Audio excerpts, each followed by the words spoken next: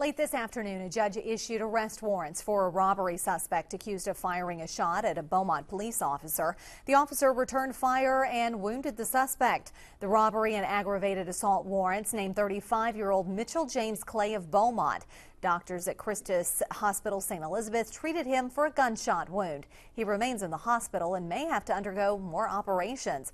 Police say he robbed the Sunshine Grocery on Concord shortly before midnight Saturday. The clerk told officers a man pointed a gun at him and ran away. The clerk was not hurt. An officer saw a man fitting the robber's description walking in a parking lot on Cleveland Street. When the officer got out of his car, the man fired a shot at him. The officer returned fire. Police couldn't find the suspect, but Sunday morning, a woman called 911 to report her brother had a broken arm.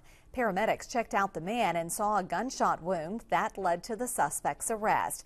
KFDM's Leslie Rangel spoke with an officer who faced gunfire during his long career.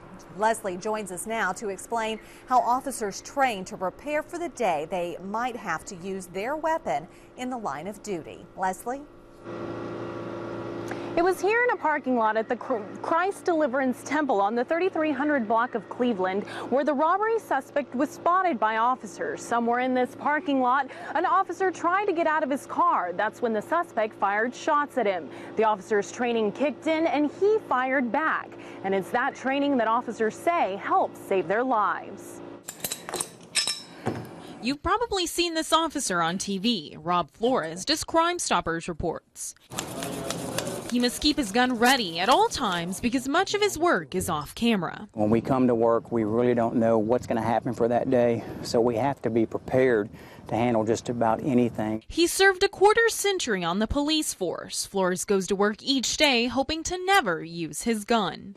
About 90% of police arrests, the only physical contact that's involved is us placing handcuffs on and then doing a search. The other 10% is what Flores trains here at the firing range. Days like yesterday are just very vivid reminders of the dangers that officers face daily.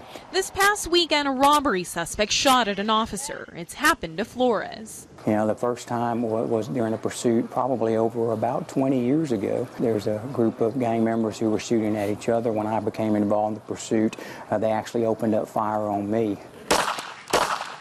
Police say the training scenarios are set up to deal with situations like this, but they also say there's nothing like actually being in a stressful situation. Our job is to stop the threat. The best way to stop that threat is to aim and hope to hit center mass. A fight for survival when the barrel faces them. We've got family that we want to go home to. There's nothing that's going to keep me or my fellow officers from going home that night. And again, officers want to warn the public that it's always best to cooperate with police. They say if they're being attacked with any kind of deadly weapon, even as small as a pocket knife, they will come back with deadly force. Reporting live in Beaumont, Leslie Rangel, KFDM 6 News.